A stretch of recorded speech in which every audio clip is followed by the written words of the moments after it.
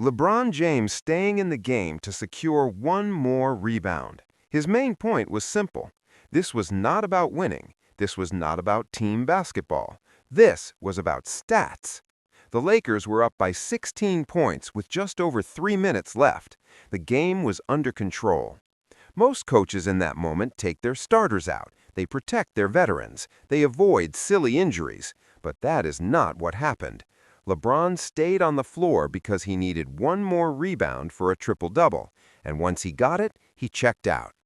That sequence is what started this entire firestorm. Carton believes that the decision to stay in had nothing to do with competition. He pointed to the moment when Austin Reeves grabbed a defensive rebound. Instead of celebration, there were shouts. It looked awkward. It looked tense. It felt like everyone knew that rebound was supposed to go to LeBron. Then the timeout came. Many fans watching thought the timeout was called to rest the starters. That would have made sense. But instead, LeBron remained in the game. That raised eyebrows everywhere. The timing felt strange. The optics felt worse. This situation became even louder because of what happened the game before. LeBron sat out against the San Antonio Spurs, saying his ankle was not right. At 41 years old, managing health makes sense. No one expects a player in his 22nd season to play every night. But critics noticed a pattern. He did not play against the Spurs, a team that can compete and push the Lakers. Then he returned against the Dallas Mavericks, who were shorthanded and struggling. Not only did he return, he played heavy minutes and stayed in during a blowout to secure a triple-double. That contrast created doubt. The debate is not about whether LeBron is great. His greatness is already written in history. He is one of the most successful players ever. He has championships, he has records, he has moments that will live forever. The issue here is priorities. When the game is decided and your team is ahead by a large margin, should personal milestones matter more than rest and long-term health? That is the heart of Carton's argument. The Lakers are not in a relaxed position.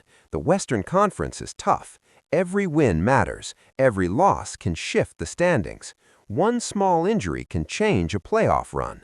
In that context, protecting a 41-year-old superstar should be the focus. When LeBron stayed in for that final rebound, some fans saw greatness. Others saw risk.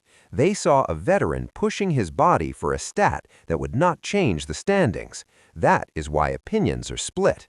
Supporters say this is being blown out of proportion. They argue that a triple-double at 41 years old is historic. They say that if he is healthy enough to play, he has every right to chase milestones. They believe that every legend in sports cares about records. They point out that fans celebrate these achievements. They trend on social media. They add to a career. That difference bothers some fans. They see a double standard. They ask why one player was criticized while another is praised. Then there's the long shadow of Michael Jordan. Jordan's legacy often enters these conversations. Supporters of Jordan argue that he did not need to chase milestones. His championships and finals performances spoke for themselves. They say his peak dominance created an aura that did not require constant reminders. LeBron's path has been different. His career has been about longevity and total numbers. More points, more assists, more seasons. That approach builds a different type of legacy. Longevity is powerful. Playing at a high level for over 2 decades is rare. It deserves respect. But critics argue that longevity should not turn into stat management. They believe that the focus late in a career should shift fully to team goals. When the final rebound was secured and LeBron checked out immediately, detractors felt confirmed. To them, that moment showed the mission was complete once the stat was achieved. The larger issue is culture. The Lakers are one of the most historic franchises in sports. They're known for championships. Banners hang from the rafters. Legends are remembered for playoff runs, not regular season trivia. When fans celebrate an age-based triple-double like a championship, some worry that standards are changing. They worry that individual milestones are becoming more important than team success. At the same time, it is fair to ask why chasing history is viewed as negative. Every great athlete cares about legacy. Records are part of sports. Fans track them. Media highlights them. When a 41-year-old produces at an elite level, it is natural to talk about it. Maybe the problem is not the milestone itself, but the timing. Staying in a close game is one thing. Staying in a blowout feels different. This debate also touches on modern sports culture. Today, numbers trend fast. Social media amplifies every achievement. Graphics are posted within seconds. Conversations explode online. That environment makes milestones more visible than ever before. In earlier eras, stats lived mostly in box scores and newspapers.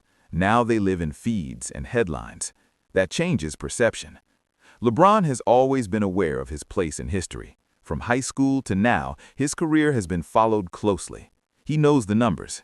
He understands the debate around the greatest of all time. That awareness can shape decisions. It can create moments where a stat feels bigger than the game itself. Critics call that ego. Supporters call it ambition. The truth likely sits somewhere in the middle. LeBron wants to win. His championships prove that. He also wants to build a case as the greatest ever. Those two goals usually align, but in small moments like this, they can clash. A rebound in a blowout does not win a playoff series. It does add to a record. When those two things collide, fans choose sides. Carton's harsh words added fuel. He called it legacy management. He questioned leadership. He suggested that team goals were pushed aside for personal branding. That tone made the story bigger. It forced fans to respond. Some defended LeBron strongly. Others agreed with Carton's frustration. As the season moves forward, this moment will either fade or grow depending on results. A symbol of how thin the line can be between history and headlines, between team goals and personal legacy. That thin line is what keeps this topic alive, because when you slow the moment down and really look at it, it is not just about one rebound.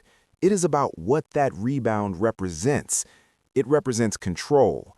It represents influence. It represents how much power one player has inside an organization. And when that player is LeBron James, every small decision becomes magnified. Think about the locker room. Players notice everything. When a teammate grabs a rebound and gets yelled at because it was supposed to go to someone else, that sticks. Even if it is brushed off as nothing, it plants a seed. Basketball is built on instinct. You crash the glass, you grab the ball, you secure the win. When instinct starts getting replaced with awareness of someone else's stat line, that changes the feel of the game. Now, maybe it was not that dramatic, maybe there was no yelling, maybe it was just competitive noise, but perception matters. Fans watching felt something was off. The timing of the timeout added to that feeling. It created a story, and once a story forms in sports, it spreads fast. There is also the question of leadership style. Leadership is not only about scoring or passing, it is about example. When younger players see a veteran stayed in during a blowout for a milestone, what message does that send? Does it say that team goals come first, or does it say that numbers matter too? That is where critics feel uncomfortable. On the other side, supporters argue that LeBron has given everything to the game for over 2 decades.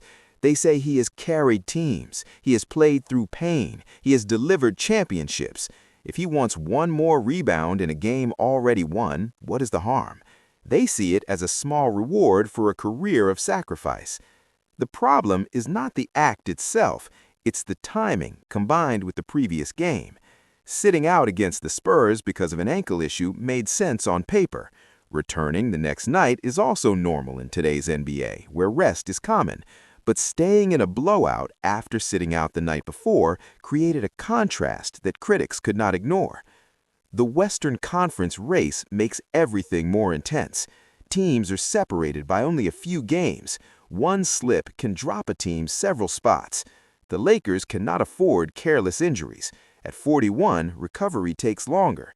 Even small twists or awkward landings can linger. That is why people question the risk. There is also the legacy conversation that never seems to end. LeBron's career has always been tied to the greatest of all time debate. Every milestone adds to his case. Every championship adds weight. Every record becomes another talking point. So when he secures a record like oldest player with a triple-double, it feeds that debate again. Some fans are tired of that debate. They feel like every week there's a new graphic, a new stat, a new comparison. They want the focus on team results. They want playoff success. They want moments that define seasons, not regular season footnotes. That frustration adds fuel to stories like this. At the same time, you cannot ignore how rare this level of play is at his age. Most players are retired by 41. The fact that he can still score, pass, and rebound at a high level is impressive. That deserves recognition. The question is whether recognition needs to come at the cost of extra minutes in a game that is already decided. Another angle to consider is media pressure. When a player is constantly compared to legends, every number becomes important. The spotlight never dims. LeBron has lived under that spotlight since he was a teenager. That kind of attention shapes decisions. It makes milestones feel heavier. Craig Carton's comments were harsh, but they tapped into something fans already felt. He said what some were thinking. He framed it as selfish. He framed it as stat padding. That language is strong. It forces people to pick sides. It turns a small moment into a national discussion.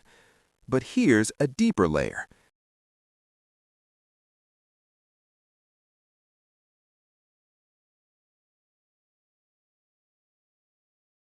Great players often walk a fine line between confidence and ego.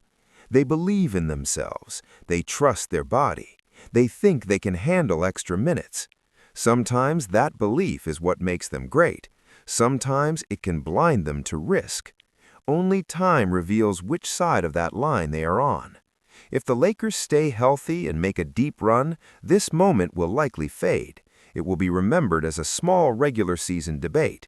If injuries happen or fatigue shows up in the playoffs, critics will replay this clip. They will say this was an example of misplaced focus. Team culture is fragile. It is built over time. It depends on trust. When everyone feels equal in effort and sacrifice, chemistry grows. When certain moments appear to favor one player's goals, even slightly, it can create quiet tension. Whether that tension exists in this case is something only the team truly knows. Fans also have to ask themselves what they value more. Do they value history and records, or do they value team balance and long-term planning? Sports often mix both. Legends chase history while trying to win. The balance is hard. There is no rule that says a player must sit once the game is almost over. Coaches decide rotations. Players compete until they are pulled. But unwritten rules exist in sports culture. Protect veterans. Respect the flow. Do not risk health for vanity. When those unwritten rules feel bent, conversations start. Another factor is the emotional weight of the GOAT debate. For years, LeBron has been compared to other legends. Every action is measured against those comparisons. When critics bring up players from the past, they often focus on peak dominance. When supporters defend LeBron, they focus on total career numbers and longevity. This rebound moment feeds into that ongoing clash of philosophies. Some believe peak greatness matters most.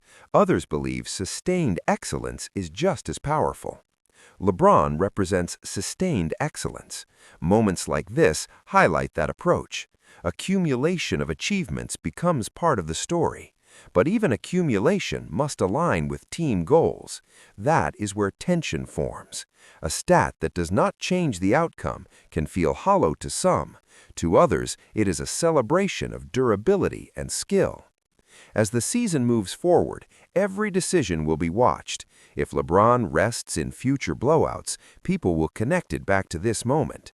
If he continues chasing milestones in similar situations, the narrative will grow stronger. In sports, legacy is shaped not only by championships, but by perception. Small clips can define large opinions. A single rebound can spark days of debate. That is the reality of modern basketball. LeBron's career is too large to be defined by one regular season sequence, but this moment adds another chapter. It reminds everyone that greatness comes with scrutiny.